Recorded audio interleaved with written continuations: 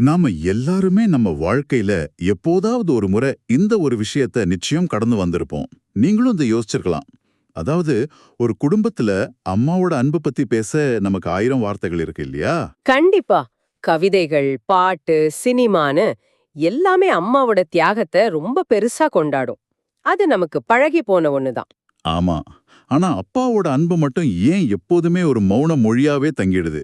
பல நேரங்கள்ல பார்த்தீங்கன்னா, அவரோட அன்பு அவர் வாங்கி வர்ற மளிகை பொருட்கள்லயும், மாச கடைசியில அவர் கட்டுற ஸ்கூல் ஃபீஸ் ரசீதுகள்லயும் மட்டும்தான் ஒளிஞ்சிருக்கும். ரொம்ப ஆழமான ஒரு கேள்வி இது.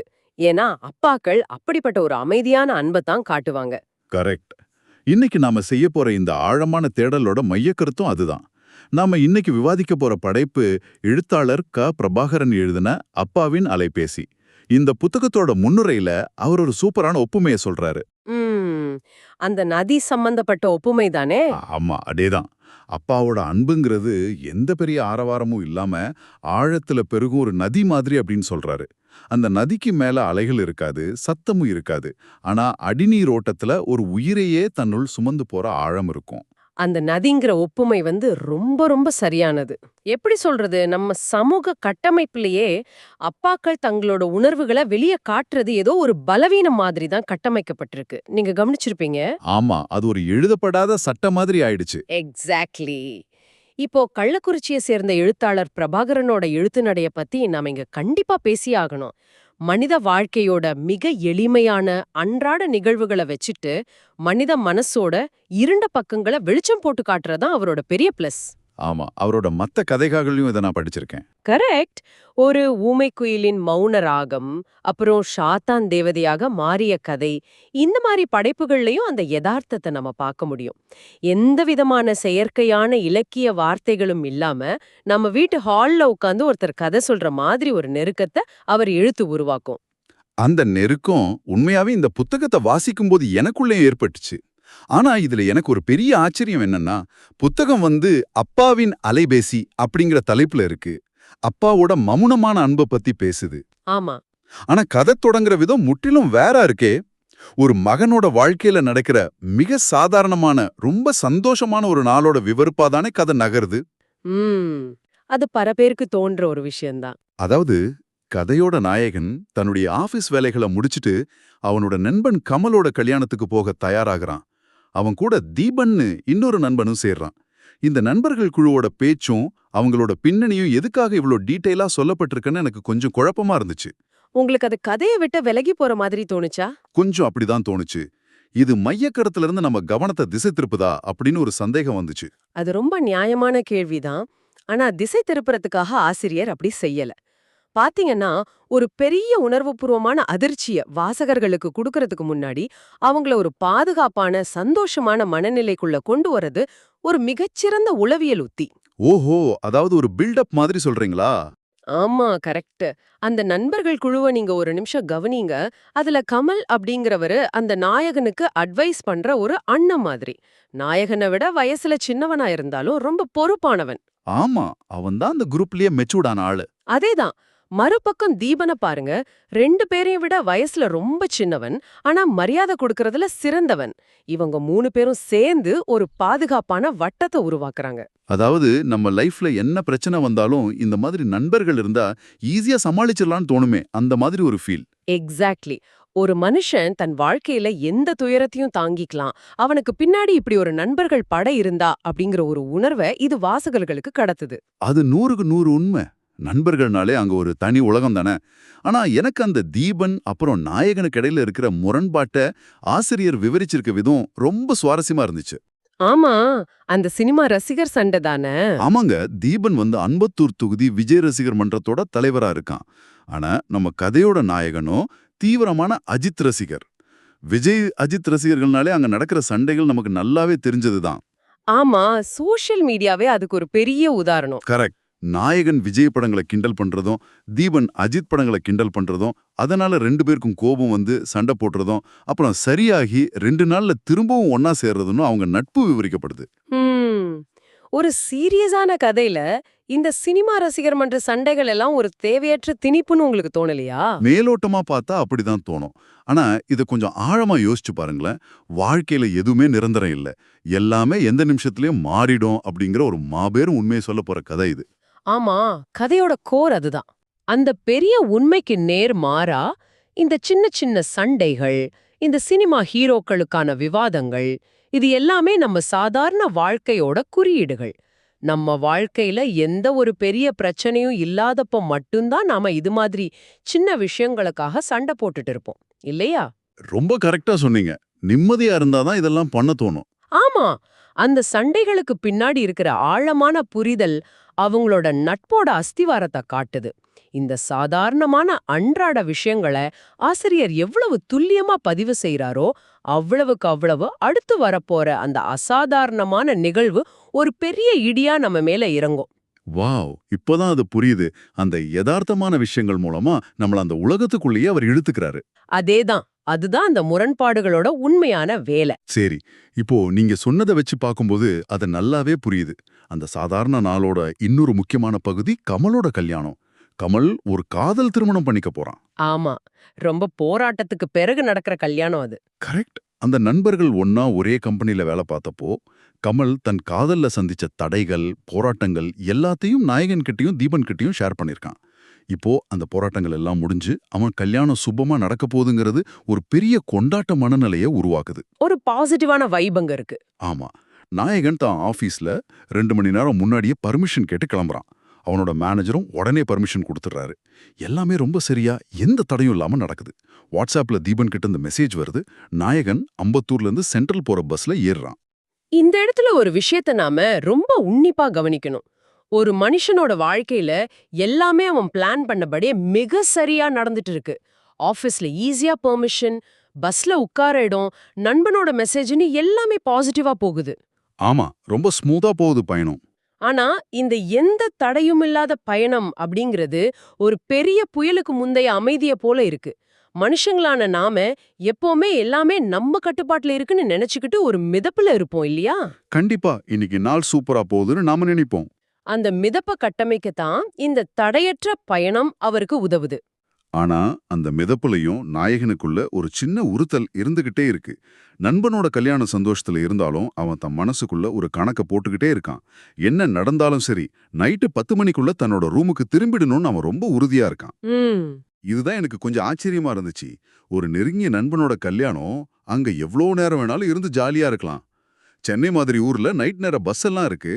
ஆனாலும் ஏன் அவன் அந்த 10 மணி அப்படிங்கிற நேரத்துக்கு இவ்ளோ முக்கியத்துவம் கொடுக்கறான்? இது அவனோட பயமா இல்ல பொறுப்பா? இது ஒரு மிக சிறந்த சமூகவியல் பதிவுன்னு தான் நான் சொல்லுவேன்.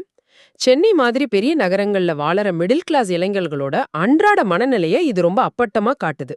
அதாவது பேச்சுலர் பசங்களோட கஷ்டம்னு சொல்றீங்களா? ஆமா, அவன் தங்கியிருக்க வீட்டின் ஓனர் சரியா நைட் 10 மணிக்கு வீட்டின் கதவை பூட்டிடுவாரு. அவர் ஒன்னும் கெட்டவர் கிடையாது, ஒரு நல்ல மனுஷன்தான். நாயகன் லேட்டா வந்து ஃபோன் பண்ணா எந்த கோவமும் இல்லாம கதவை திறப்பாரு. அப்புறம் ஏன் அவன் இவ்ளோ பயப்படுறான்? அது பயம் கிடையாட்டே.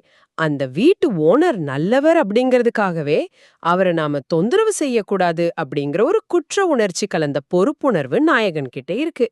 இத ஒரு வகையான சுய கட்டுப்பாடு இல்லனா சுய தணிக்கைன்னு சொல்லலாம். ஓ, செல்ஃப் போலீசிங். கரெக்ட்.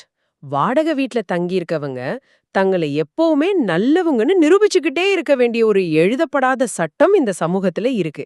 அந்த நல்லவன் அப்படிங்கிற பிம்பத்தை காப்பாத்திக்க அவன் தன்னோட சந்தோஷங்களை கூட அளவோடு தான் வச்சுக்க வேண்டியிருக்கு இல்லையா? ரொம்ப சரியா சொன்னீங்க. இந்த 10 மணி கட்டுப்பாடுங்கிறது சும்மா ஒரு கடிகார நேரம் கிடையாது. அது ஒரு மிடில் கிளாஸ் மனுஷனோட வாழ்வியல் எல்லை. கரெக்ட். நாம சரியா படிச்சு சரியான நேரத்துக்கு வேலைக்கு சென்று எந்த ரூல்ஸையும் மீறாம யாருக்கும் தொந்தரவு கொடுக்காம வாழ்ந்தா வாழ்க்கை நம்மள எந்த விதத்திலையும் தண்டிக்காது அப்படிங்கிற ஒரு மாயையான நம்பிக்கையில தான் பலரும் வாழ்ந்துட்டு இருக்காங்க. நியாநீரி வேலை இல்லையா? கண்டிப்பா. இந்த நாயகனும் அப்படிதான் நம்புறான். நான் ஒரு நல்ல நண்பன், நான் ஒரு நல்ல எம்ப்ளாயி, நான் ஒரு நல்ல வாடகைதாரன். அதனால என் வாழ்க்கையில எந்த பிரச்சனையும் வராதுன்னு அவன் ஆழமா நம்புறான். அந்த நம்பிக்கையோடு தான் அவன் பஸ்ல பயணிச்சுட்டு இருக்கான். அந்த பஸ் பயணம் ரொம்ப வேகமா போய் சென்ட்ரல்ல நெருங்குது. டிராஃபிக் சிக்னல்கள் கூட அவனுக்கு சாதகமாவே இருக்கு. அன்னைக்கு நாளோட உச்சகட்ட சந்தோஷத்தை நோக்கி அவன் போயிட்டு இருக்கான். சென்ட்ரல் ரயில்வே நிலையத்தோட அந்த பயங்கரமான கூட்ட நெரிசல், அந்த சத்தம், பஸ் ஸ்டாண்டோட பரபரப்புன்னு எல்லாத்துக்கும் மத்தியில அவன் இறங்குறான். ஒரு பெரிய சினிமேட்டிக் சீன் மாதிரி இருக்கு கேக்குறதுக்கே. ஆமா, சரியா அதேதான். தீபனுக்கு ஃபோன் பண்ணி அவன் எங்க நிக்கிறான்னு கேட்கறதுக்காக ரொம்ப உற்சாகமா தன் பாக்கெட்ல இருந்து மொபைல் எடுக்கிறான். ஆனா இந்த இடத்துல தான் கதையோட மொத்த நிலைமையுமே தலைகிட மாறுது. ஸ்கிரீன்ல தீபனோட பேர் இல்ல, மாறா அம்மா கிட்ட இருந்து கால் வந்திருக்கு.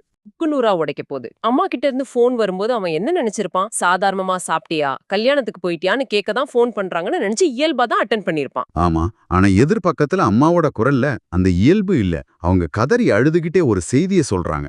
இதை நான் படிக்கும்போது அந்த சென்ட்ரல் ரயில் நிலையத்தோட ஒட்டுமொத்த சத்தமும் ஒரு நொடியில அப்படியே மியூட்டான மாதிரி ஒரு ஃபீல் எனக்கு வந்துச்சு. ஒரு ஷில்லிட்ரும் தருணம் அது. ஆமா, அந்த ஜன நெருக்கடியில நூற்றுக்கணக்கான மனுஷங்களுக்கு நடுவுல நின்னுகிட்டு அவன் முற்றிலுமா தனிமைப்படுத்தப்படுறான். அம்மா சொன்ன அந்த செய்தி அவனோட உலகத்தையே இருட்டடைய செய்யுது. அப்பா சென்னையில காணாம போயிட்டாரு. இது வெறும் ஒரு வாக்கியம் கிடையாது, ஒரு மனுஷனோட அத்தனை நம்பிக்கைகளையும் அசைச்சு பார்க்கிற ஒரு பெரிய பூகம்பம். நீங்க சொன்ன மாதிரி இது ஒரு மிகப்பெரிய உளவியல் பூகம்பம் தான். இதை நாம ரொம்ப ஆழமா புரிஞ்சுக்கணும். ஏன்னா ஒரு கிராமத்திலேயோ இல்ல ஒரு சின்ன ஊர்லயோ ஒருத்தர் காணாம போறதுக்கும், சென்னை மாதிரி ஒரு அசுரத்தனமான பெருநகரத்துல ஒருத்தர் காணாம போறதுக்கும் ரொம்ப மிகப்பெரிய வித்தியாசம் இருக்கு. ஆமா, சென்னை ரொம்ப ஸ்பீடான ஊரு. இங்க ஒருத்தரை தேடுறது சாதாரண விஷயம் இல்ல. கரெக்ட். இந்த நகரத்துல மனுஷங்க எந்திரங்கள் மாதிரி ஓடிக்கிட்டே இருக்காங்க. இங்க ஒரு மனுஷன், அதுவும் கிராமத்திலிருந்து வந்த இந்த நகரத்தோட வேகம் தெரியாத ஒரு அப்பா காணாம போறாருங்கிறது எவ்ளோ பெரிய பயங்கரம்னு யோசிச்சு பாருங்க. நினைச்சு பார்க்கவே ரொம்ப பயமா இருக்கு. அந்த அப்பா எப்பேற்பட்டவர்? கதையோட ஆரம்பத்துல நாம பேசினோமே, பெரிய ஆரவாரம் இல்லாம ஆழத்துல பெருகும் ஒரு நதின்னு. அந்த அமைதியான நதி இப்போ இந்த இரைச்சல் நிறைந்த கடல்ல எங்க போய் கலந்தது, எங்க தொலைஞ்சது? இத பத்தி நாம யோசிக்கும் போதே நமக்குள்ள ஒரு விதமான பதற்றம் தொத்திக்குது. அவனோட நிலைமைய கொஞ்சம் நினைச்சு பாருங்களேன். நண்பனோட கல்யாணத்துக்காக வாங்கின புது ட்ரெஸ்ஸு, சந்தோஷமான மனநிலை, அந்த நைட்டு 10 மணி வீட்டு ஓனரோட ரூல்ஸ்னு அவனோட மூளைக்குள்ள ஓடிக்கிட்டு இருந்த அத்தனை சின்ன சின்ன விஷயங்களும் இப்போ சுத்தமா அர்த்தம் இல்லாம போயிடுச்சு. ஆமா, எல்லாமே ஜீரோ ஆயிடுச்சு. அவனோட பிளான்கள் எல்லாமே சுக்கு நூறாயிடுச்சு. வாழ்க்கைய நாம என்னதான் பிளான் பண்ணாலும் வாழ்க்கை நமக்காக வேற ஏதோ ஒன்ன பிளான் பண்ணி வச்சிருக்கு அப்படிங்கறது இந்த இடம் ரொம்ப கொடூரமா உணர்த்துது. அதனாலதான் இந்த நாவலோட முற்பகுதியில சொல்லப்பட்ட அந்த சின்ன சின்ன விஷயங்கள் அத்தனையும் இப்போ பெரிய முக்கியத்துவம் பெறுது.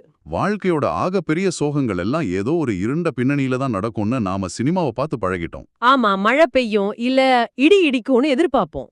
ஆனா நிஜ வாழ்க்கையில பாத்தீங்கன்னா துயரம் அப்படிங்கிறது ஒரு சாதாரண செவ்வாழைக்கிழமை மத்தியானம் நாம ஒரு பஸ் டிக்கெட்டை பற்றி கவலைப்பட்டுட்டு இருக்கும்போது எந்த ஒரு முன்னறிவிப்பும் இல்லாம டக்குன்னு வரும். அதுதான் இங்க நடந்திருக்கு.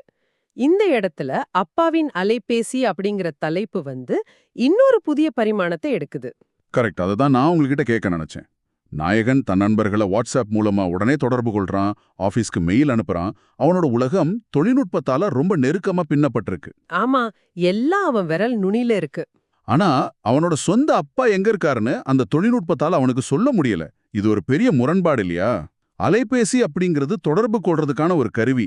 ஆனா அந்த அலைபேசி இருந்தும் அவனால தான் அப்பாவை தொடர்பு கொள்ள முடியல அப்படிங்கிறது தான் இந்த தலைப்போட உண்மையான வலியா இருக்குமோன்னு எனக்கு தோணுது. ஆனா நமக்கு மிக நெருக்கமானவங்க கிட்ட, குறிப்பா நம்ம அப்பா அம்மா கிட்ட நாம எதை பத்தி பேசுறோம்?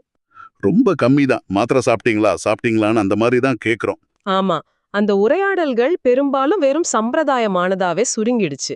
அந்த அப்பாவோட மௌனமான அன்புன்னு நாம ஆரம்பத்துல பேசணும்ல, ஒருவேளை அவர் தன் அன்பை வார்த்தைகள்ல வெளிப்படுத்தியிருந்தா, இல்லனா இவன் அந்த அன்பை புரிஞ்சுக்கிற அளவுக்கு அவரோட டைம் ஸ்பெண்ட் பண்ணியிருந்தா இந்த நிலைமை வந்திருக்காதோ அப்படிங்கிற ஒரு குற்ற உணர்ச்சியும் நாயகனுக்குள்ள கண்டிப்பா எழும். நிச்சயமா. தகவல் தொடர்பு சாதனங்கள் நம்ம கையில உலகத்தையே கொடுத்தாலும் நம்ம வீட்டுக்குள்ள இருக்கிற மனங்களை இணைக்க அது தவறிடுது அப்படிங்கறது இந்த நிகழ்வு ரொம்ப ஆழமா பதிவு செய்யுது. அந்த சென்ட்ரல் ரயில் நிலையத்துல கையில அலைபேசியோட என்ன பண்றதுன்னு தெரியாம உறைஞ்சு நிக்கிற அந்த நாயகனோட மனநிலை எந்த ஒரு மகனுக்கும் வந்துடக்கூடாது.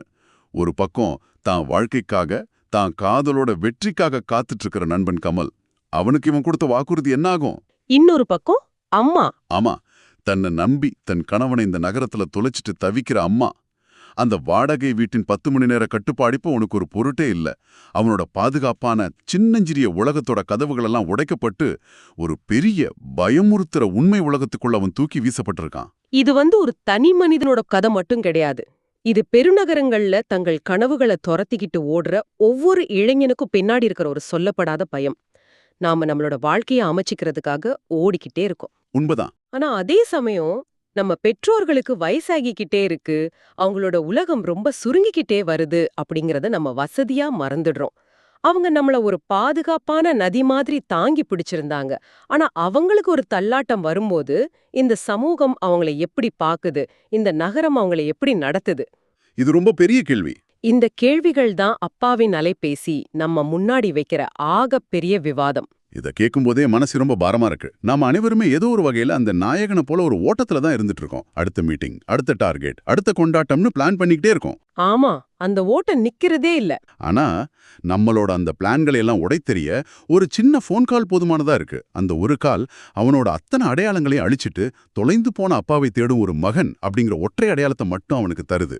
ம் அந்த பெருநகரத்தோட எந்த மூலையில அவர் தனிச்சு நிக்கிறாரு? அவரை எப்படி அவன் தேடப் போறான்? அந்த அமைதியான நதியை மீண்டும் எப்படி கண்டுபிடிக்க போறான்? இந்த கேள்விகளுக்கான விடைகளை தேடுற பயணம் தான் அந்த புத்தகத்தோட அடுத்த கட்ட நகர்வு. ஆனா இந்த ஒரு குறிப்பிட்ட நாளோட சம்பவங்கள் நமக்கு உணர்த்துற பாடம் ரொம்ப தெளிவானது.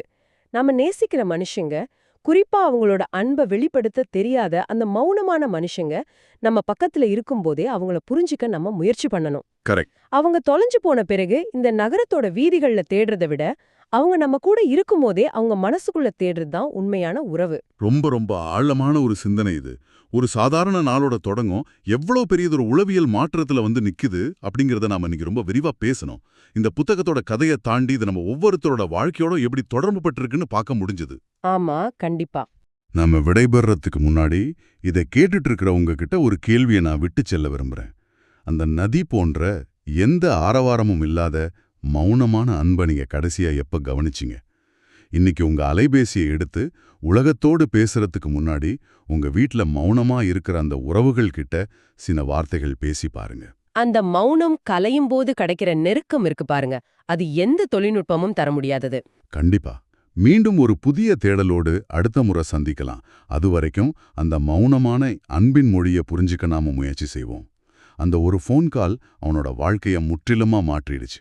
அடுத்து என்ன நடந்தது? அப்பா எங்க போனார்? அதை அடுத்த பகுதியில நம்ம பார்க்கலாம்.